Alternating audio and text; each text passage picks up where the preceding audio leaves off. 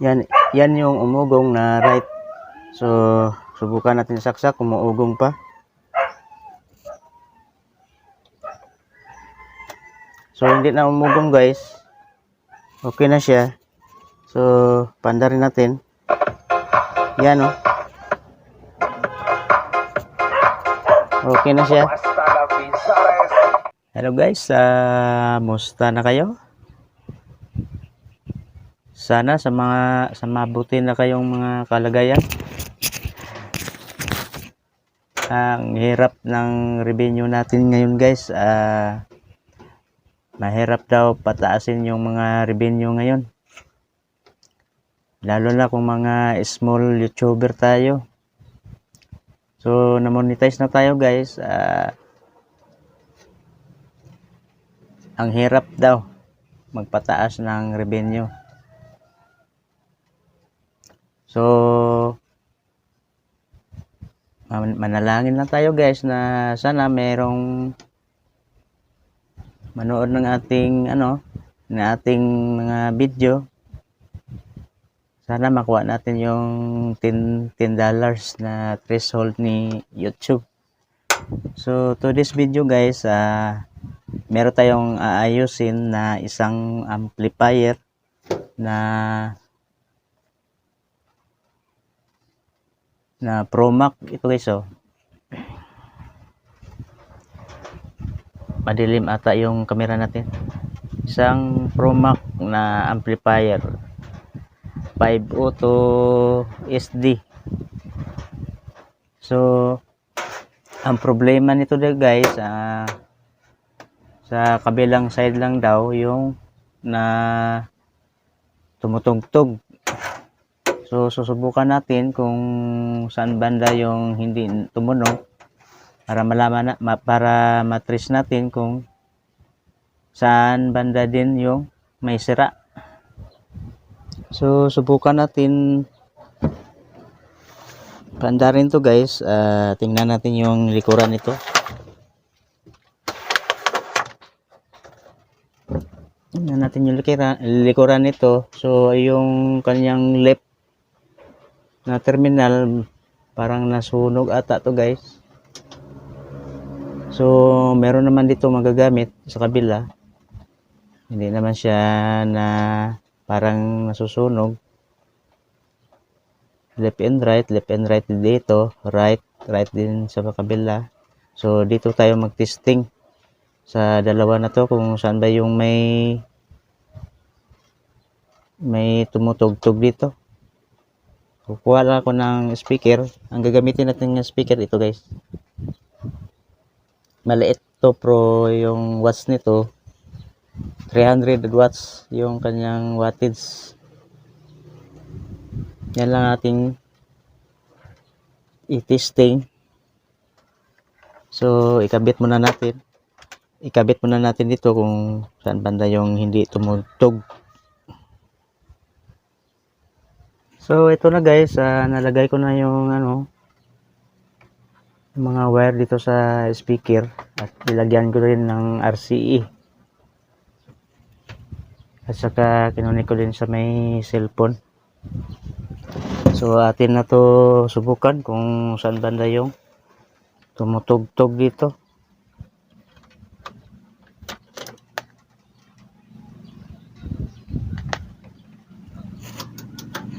So saksak natin. Kasaksak na yan. Subukan natin kung saan ba yung may dito tumugtog. Yan guys oh. Umuugong yung kabilang side guys. Yan oh. Tingnan nyo kung yan. Parang nasunog ata yung speaker natin guys ah. Parang may sira yung kabilang natin. Umusok yung speaker. Ito. May sira yung umusok yung speaker ko. Ito na linya. dito nga line guys, may problema sa right na ano, na terminal, may problema sa may right. So bubuksan natin kasi yung speaker ko umusok dito sa likuran. So buksan natin to. So ito na guys, nabuksan ko na at maraming alikabok. So meron akong nakita dito na kinalawang na yung mga jumper. Yan o, kinalawang ang mga jumper yan sa board. So tiningnan ko yung ano, yung fuse, okay naman yung fuse. At saka yung ano, bakit na umusok yung ano, yung aking speaker. Yung sa kabilang speaker normal naman yung tumutugtog. Pagdating dito umuugong yung kabilang speaker kaya umusok yung speaker ko. So tanggalin muna natin yung mainboard. Ito, titingnan natin yung mga transistor na to, baka may shorted dito o di kaya yung ano, yung mga transistor na yan na maliit, baka may shorted din. Minsan yung nakakasira ng speaker may shorted na pala yung ano, yung mga transistor power na to. So tatanggalin muna natin yung mainboard na to at subukan natin to tatanggalin. So guys, tatanggalin ko muna yung mga ano, tanggalin ko muna yung mainboard. Ito na guys, inisin natin.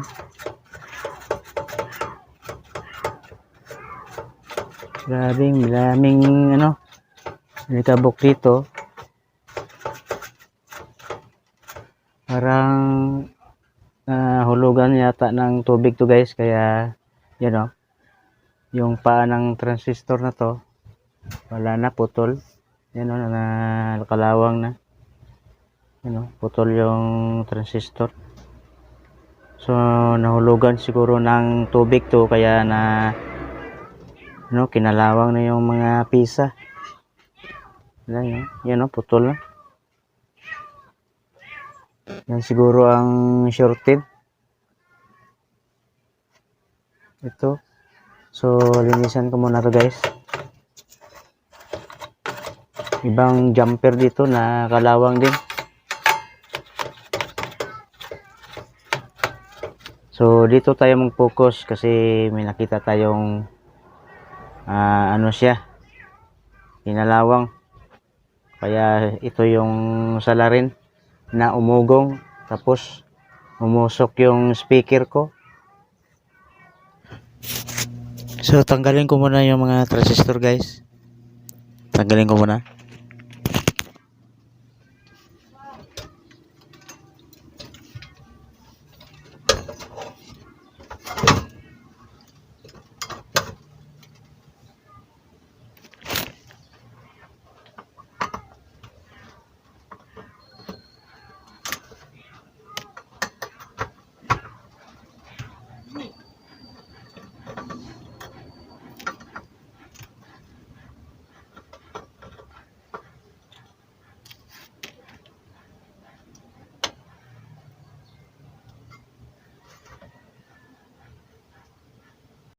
So yan na guys yung mga transistor. I-check natin kung may sira ba.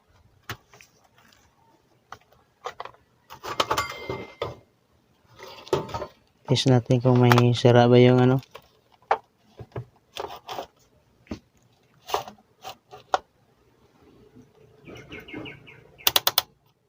I-times 10K natin guys, para ma-test natin kung may ano, meron siyang shorted. or continuity.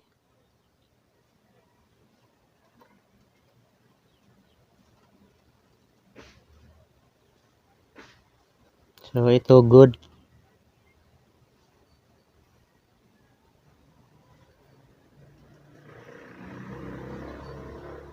Good pa rin.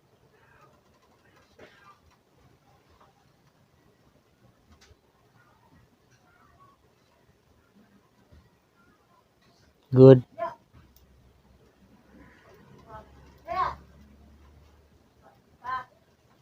Good pa rin.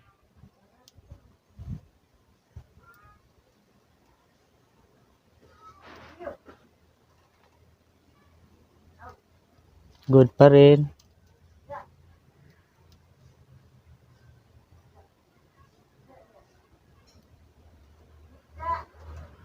Good pa rin guys.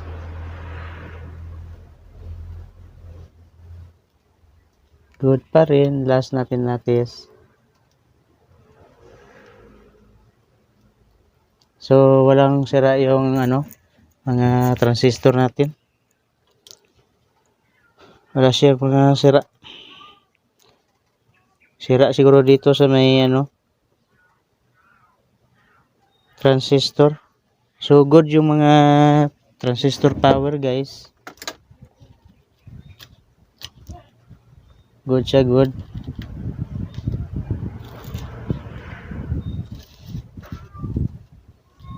So dito tayo mag-focus sa transistor na maliit.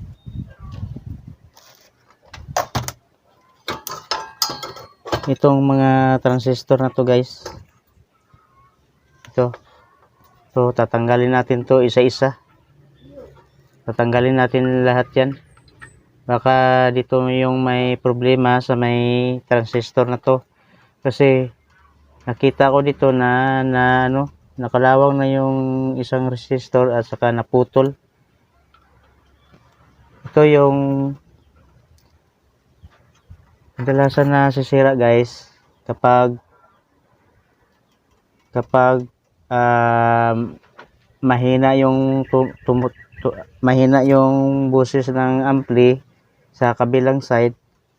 Ito yung titingnan nyo yung mga transistor na to kasi kung minsan shorted o mayroon na siyang continuity yung mga transistor na to. At saka kung minsan hindi na tumutugtog at saka karat na yung boses ng yung ampli, kadalasan nasisira yung mga resistor na to. At saka kung hindi balanse naman yung boses ng ampli, ito lang yung i-check up nyo guys, yung dalawang kapasitor na to, kung hindi balance. Halimbawa, yung right, mahina ang tugtog. Yung dito sa may lip, mataas yung tugtog. Kaya ito yung i-check niyo yung dalawang kapasitor na to na 35 to 100 UF. At saka kung karat-karat yung boses, yung mga resistor yung i-check para alam nyo kung anong mga trouble na susunod yung gawin. Transistor, resistor. Kung minsan hindi gumagana yung mga lip, kadalasan nasisira yung resistor at saka yung transistor na to. Kung minsan kung nasira na yung mga transistor power nito, tingnan nyo din yung yung micron resistor na to, minsan open na. At saka itong transistor driver ang number nito si 2073. Itong apat na to, ito yung driver, transistor driver, yung mga apat na transistor na to. Kung minsan mamatay-matay yung sounds at saka mahina na, ito yung i-check nyo yung filter capacitor na to. I-alog-alogan nyo lang yung capacitor, ganyan-ganyan. Maalog-alog na yung laman nito. Kung minsan umuugong yung ampli nyo, ang titingnan nyo dito, ito at saka yung dalawang capacitor na to, ito. Kung umuugong na yung kung umuugong na yung ampli, ang boses na lahat, ito yung i-check nyo, yung capacitor na to at saka ito. Yung dalawa na to. So, tatanggalin ko muna yung mga transistor guys. Kasi ang haba na ng oras natin. Tanggalin ko muna to. I-check. At ito na guys. Linisin lang natin yung kalawang dito na sa board. Lilinisin natin to. Kaya baka maka-ground dito. Yung dahilan na siya. Shorted yung mga pisa. Saka ito na yung tinanggal ko. Putol. Putol na yung paa nito. Saka kataya. Maraming taya na rin dito. So, hindi ko na to ibabalik guys. Lagyan ko na lang ng bago to. Palitan ko na lang ng bago to. Kasi kalawang na yung mga paa nito. Palitan natin ng bagong transistor. So, ito na yung ikabit natin guys. Ito. Alinis ko na yung dyan. So, ito na yung ikabit natin na mga transistor. Bago to. Ang dami. Galing to sa Lazada. In-order ko. So, ikabit ko muna dito guys. Nalinis ko naman to. At saka meron pang naputol na resistor. Yan Yan. Putol. At saka itong isa pang resistor na 1 key. Ito yan Putol yung mga paa kasi kalawang na. So meron naman akong dyan nakuha ito. 1 key to. So ito na guys. Ito yung sira na mga transistor. So yung mga transistor power hindi to sira. Ito lang yung shorted kasi ang mga paa nito kinalawang na at saka may mga continuity na yung transistor. At saka yung mga dito, yung mga bagong transistor, ito na yung mga bago, kinabit ko na. Saka yung resistor, wala tayong meron akong nakakita ko ng 1K pero dito ko lang muna ilagay, testing pa naman. So hindi ko pa to nasubukan. So susubukan na natin. Dito to yung umusok kaninang kung sinubukan natin sa dalawang speaker na to, ito lang yung umusok kanina dito kasi dito natin nilagay sa may right. So dito umusok kasi umugong yung right na speaker. So dito ko nilagay, isubukan natin kung mag-ugong pa. Yung hindi umugong kanina dito sa may left. Dito sa may left yung hindi umugong. So dito ko muna nilagay sa may right kasi umugong kanina. So natapos na natin palitan yung mga pisa. So atin na to susubukan. So ito muna yung patugtugin natin guys. Hindi ko muna isinama tong controller na to. mayroong mga volume, ito lang muna yung patugtugin natin. So kukuha lang ako ng ano, ikukunik ko lang yung cellphone sa may dyan, tapos magkuha tayo ng ground dito kasi ito yung left and right na audio, ito siya. So kung okay na to siya, pwede na natin ikabit yung mga sakit dyan, at tapos buo na yung ating i-testing. So okay, unahin muna natin to. So subukan na natin guys. Bago tayo mag-testing, i-check muna natin yung mga voltahe, at saka i-check din natin kung okay na ba yung biasing dito. I-check muna natin yung voltahe guys.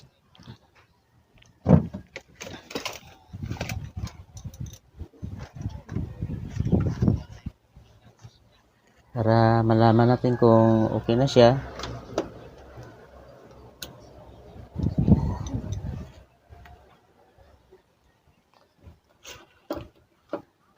Yan. Check natin yung sa may kapasitor. Kung pareha ba yung mga voltahe, kung okay na yung mga voltahe, saka natin i-testing. So tingnan natin. Start.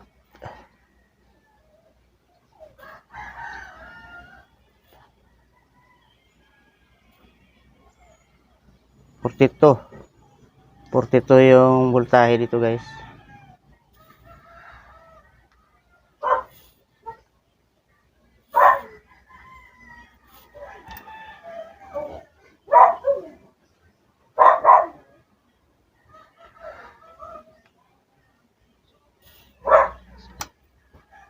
Portito din.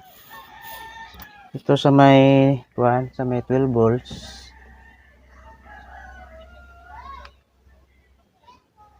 Kung okay na ba yung 12 volts dito,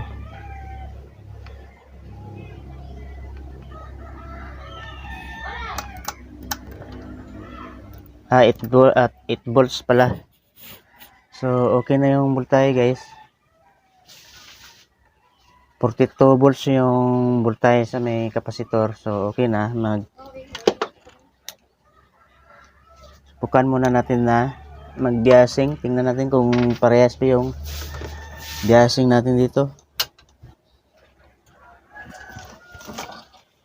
I-short muna natin yung kapasitor dito guys, para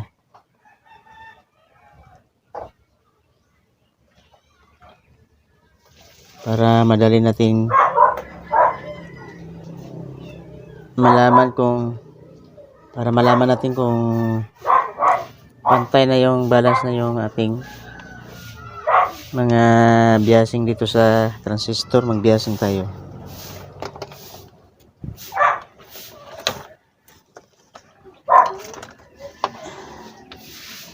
So yan.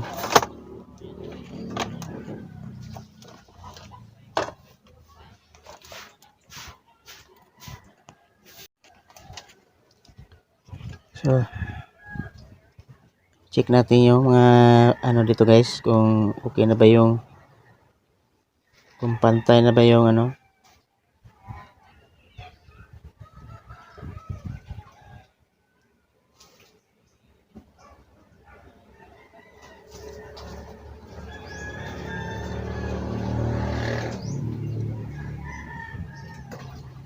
Dito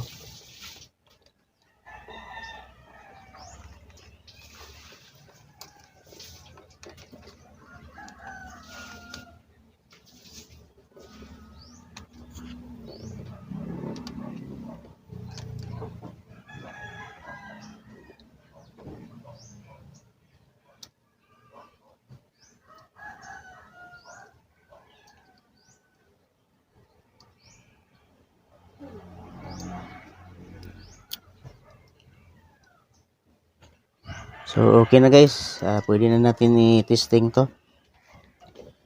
Balanse na yung mga function sa mga power transistor natin dito. Balance na yung mga function. So atin na to subukan.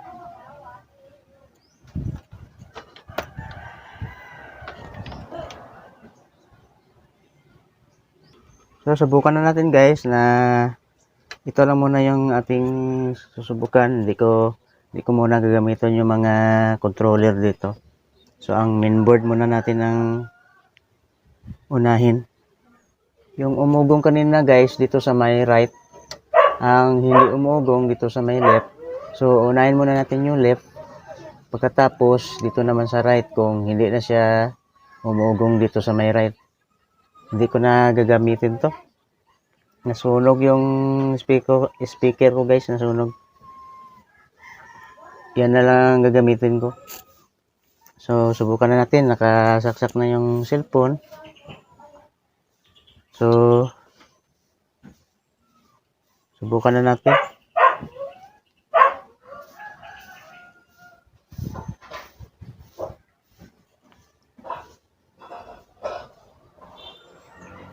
Saksak natin. Yun. Ano natin? Ito yung sa right, left. Subukan na naman natin sa right.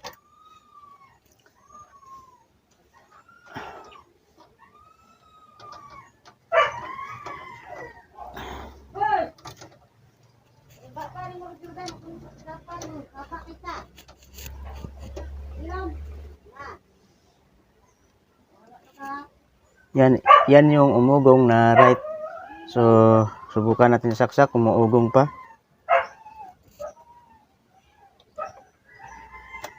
So hindi na umugong guys. Okay na siya. So pandarin natin. Yan oh. Okay na siya. So okay na yung right guys. Ito yung sira. May mga continuity na yung emitter at saka base collector. So okay na yung ating mainboard. Yan. So atin na to ibalik, atin na to asimbolin. Subukan na natin yung merong controller na mga volume.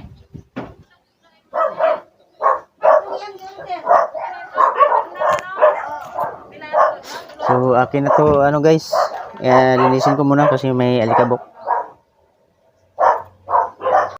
So ito na guys, nasara ko na.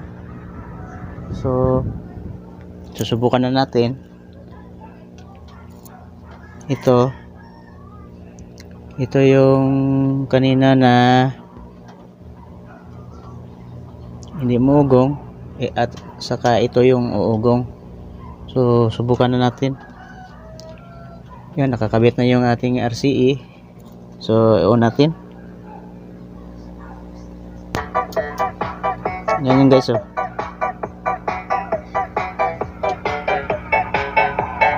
Yan. Ito yung sa left, ito yung sa right. Yung right na subukan natin yung right kung hindi na ba siya uugong. Subukan natin uli. Patayin muna natin. So transfer natin sa kabila.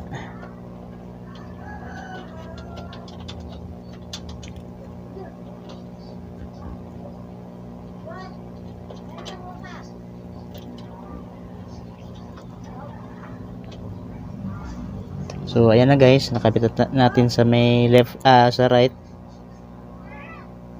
Yan, sa right yan.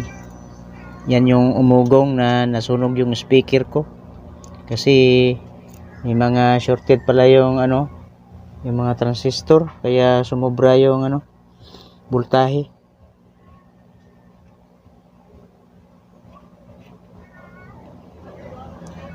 Nag-i-spark dito pag yung umugong na saret, nag-i-spark yun pag hindi balanse yung yung voltahe, kaya susunugin yung speaker. So subukan natin uli. Yan, okay na guys, okay na sa right na yan, okay na siya. Ito, hindi ko na to ginamit kasi nasunog. Yung pag-testing natin, dito umugong, dito hindi umugong, normal siya. Pero umugong to na, umusok yung ating voice coil, nasunog. Kaya ito na siya, okay na siya. Malinaw na yung tugtog ng music.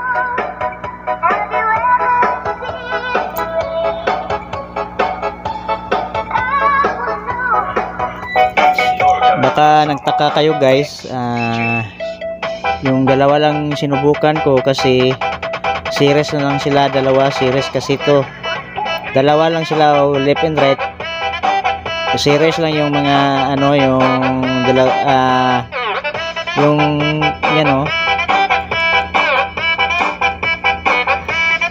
yung right, itong right series sila sa dito.